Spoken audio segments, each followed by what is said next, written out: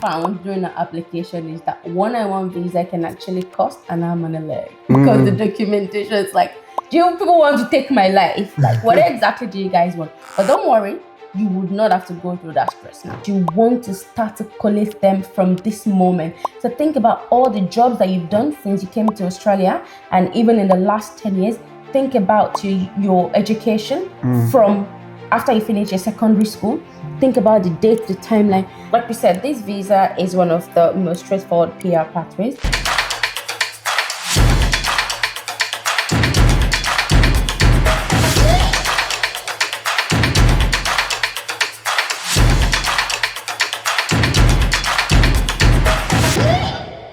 Welcome back to the Toy and Wow podcast, and today we're breaking something every 491 visa holder needs to know if you're living in Australia, and it's going to give you the actual checklist that you need for you to lodge the almighty permanent residency, which is called the 191 visa.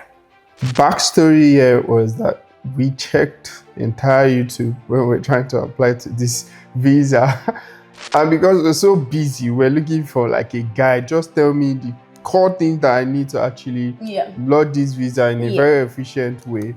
We couldn't find anything, and we were like, oh my God. We want to educate someone. Yeah, very important. I think the closest thing we got was one of our friends that told us, hey, collect all your, what is it called? That statement employment confirmation from your employers prior. That was what we pretty much had with other documentation. Yeah.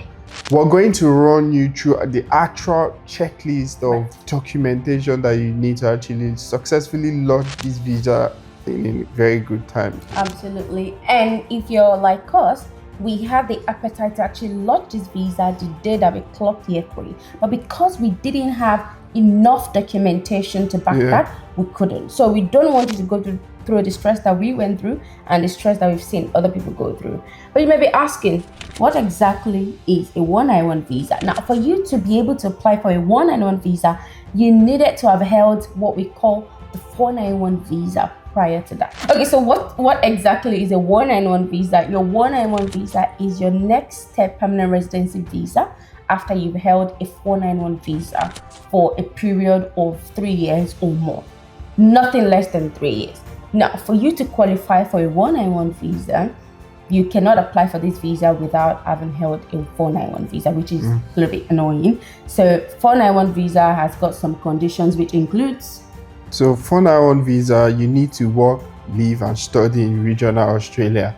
Nothing less, nothing more. It's very important because when you get to this point where you want to apply for your 191 visa, they're going to ask you some documentation, and this is the day of reckoning. Yes. And what we found during the application is that 191 visa can actually cost an arm and a leg because the documentation is like, do you people want to take my life? Like, what exactly do you guys want? But don't worry, you would not have to go through that stress now. Myself and Noah took the pen to section this into different parts for you.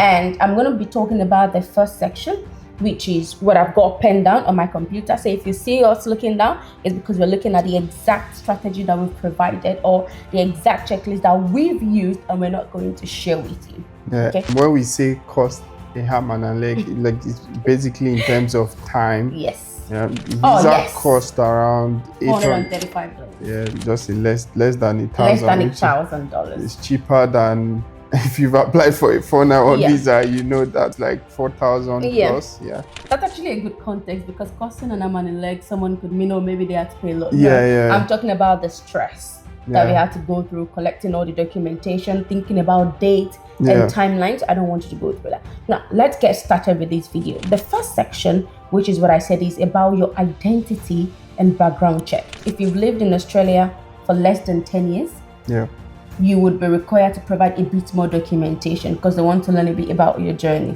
Now, the first one is your international police check. This is especially required if you've lived in other country after the age of 16. The other thing that we also had to provide was the Australian police clearance as well. I was very lucky because he had just done one recently. I wasn't. I had to lodge an application. But don't worry, it doesn't take too long for them to reply back to you. And the third one in the section of identity and background check is you need a passport photograph. Okay, so you would want to take it and have this ready. So have the digital copy and have the physical copy as well. The physical copy might be required for your international police check, because you would have to do your thumbprint. If you're Nigerian, you'd have to do your thumbprint to get a stamp pad, and make sure you have that. And they would also require you to place your passport photograph on the form to take the picture. Yeah, so that is if you're doing your police clearance for Nigeria. And for UK, where I lived for a while, you don't need that. You just lodge it online and you get it delivered. And for Australia as well, you just fill a form online as well, you get it delivered, and they can even send you an e-copy certificate that you can also upload. I'm a pro in doing police check, by the way. So yeah, if you've lived in any country for more than 6 months, you've got to provide like police check. So if you are Ajala, you've traveled and lived in different places, the more police check you need to do. Now, section 2, which really I found very stressful and annoying because we had to sit down, was the personal and life timeline.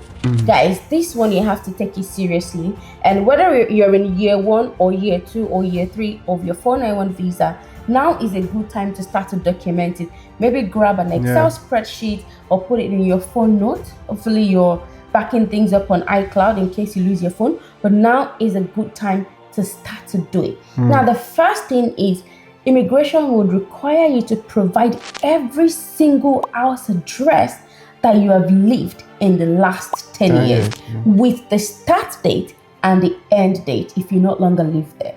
And you want to be accurate, because one thing you do not want to do with immigration is give them a date that says April when it was actually September. So you want to be as honest, as truthful, as accurate as you can be.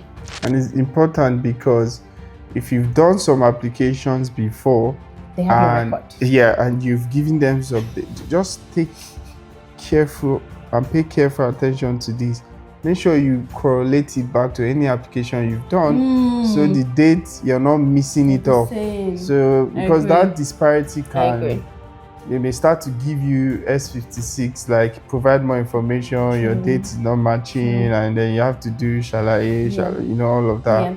And there's something that I've seen you do as well, which I think is really helpful, is the fact that you refer back to previous applications to double check. One thing you don't want to do is give immigration like contrasting information. Like you've put some date in your previous application, then you put another one. Now they are going to check, they cross-check those things and pick on things. So they're very, very finicky like that. You need to check that and make sure that there's consistency. Now, quick advice. It may be that it was an agent that lodged some of your application, right? I think there's a way you need to do it to find out what was lodged. Now, so you can take your reference, visa grant reference, and go to the email account and import that application. You would have your visa or approval. So even if you don't have the agent details, so you can use that to import new application, like your old application. So you can see what was lodged. It's important, especially if you did not lodge your previous visa. Many people did not. They just provided things, and now if you're now applying to this, you need to make sure it's correlating. And if your agent lied, God help you. I don't know, but just help you. Make sure you're not messing up things. Amazing. I think that's super profound. Noah, thanks for sharing.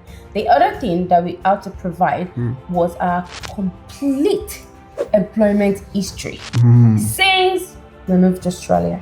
I think, Noah, you have to provide international work history as well. So you have to provide that. And what that means is not just tell them the name, the start date and the end date, because they would require payslip checks. So payslip, what do they call it, Noah? Payslip, they require the address, maybe employment letter. The address. So they require the employment, the name, the address, and the date. One thing that really helped me, especially if you lived in Australia for a good number of years, is you can just log into your MyGov. Your MyGov would have the date and everything. So for me, I did that. hopefully you didn't do cash in hand. Hopefully you didn't do cash in hand. Or like off the cuff kind of employment that you didn't. Maybe if it's not recorded, it's off record, then immigration will never see. But if it's something, if it's in your MyGov and the dates don't match, that's a problem. Another thing that I did was I went back to emails as far back as 2016, where these companies have sent my contract. So I was double checking with resignation. I even found out that I took some job for 1 month that I never did. No, I was like 10 days. 10 days. No, I was like, sis, what was Like, happening in you? Why are you taking a job for 10 days? So those things are really important. You want to provide, again, one thing you do not want to do with Home Affairs is provide inconsistent information. Please, I plead with you. Red flag. So check your MyGov, go to your email, search for the company name, make sure you're not guessing. I think it was March. Yeah. I think it was there's no such thing. Go and confirm the exact date. If you run into trouble, call them and ask them to send you, my name is XYZ, I work with this company, and I think within this period, could you provide me with the right information? Yeah, very useful. Yeah. Very, very important. So please, now is a good time to start to do things like that. Another thing which I find a little bit annoying was also you have to provide your proof of employment. I think you already mentioned that. So your pay slips, your tax summary, all of those things that is required. In terms of our personal and life timeline, another thing that we also had to provide was details of any study or university that you've attended in Australia and even outside of Australia as well. Yeah. Within the last 10 years. Any above secondary school level. Above secondary school level, you have to provide that. You've got to provide it. So I had to go back like, when did I finish secondary school? 19, 20, 30. How many years ago? I'm not that old. I was even asking Noah that was not part of my NYSC. Babe, when did I go for NYSC? I was like, babe, we didn't go together. So you have to provide those things. I had to provide that. And thankfully, I was starting to keep small record of these things anyway. So I just went back to some of my chat with Noah. So his WhatsApp chat is part of my dump, and iPad and my iPhone notes, they're part of my dump places. So I just go there and grabbed it. So I had to provide from university everything that I did down to Australia with the start and the end date, and also the proof that you did this. So something like your confirmation of enrollment will suffice, or your transcript. Yeah. And that was relatively easy because I hadn't done a lot of uni and we haven't done a lot of anything as well. So yes, so completion letter and all of those things, very, very helpful. Now the third section that we want to touch on is around the supporting documentation that is required for you to be able to move across these things. So things like your ATO summary, we already spoke about that. Your proof of current address, so where you currently live at the time of application, immigration would require you to send that across to them. So that could be in form of a rental ledger or your lease of agreement or anything like that. Yeah. They would request that from you. Yeah. So for me, also because I lived in the UK, in Nigeria, I needed to provide proof of address, go back to get all this contract, this lease contract from, try to remember the date and then put that in there as well. Yeah. Because it would ask you to upload some of these documents, which was really stressful. But you've got to put it there the last 10 years. So you have to start to collate it before. That's pretty much it. That's pretty much like the most important one. You would have to obviously fill some forms, but in terms of date, timeline, specificity required, these things you want to start to collect them from this moment. So think about all the jobs that you've done since you came to Australia, and even in the last 10 years, think about your education from after you finish your secondary school. Think about the date, the timeline.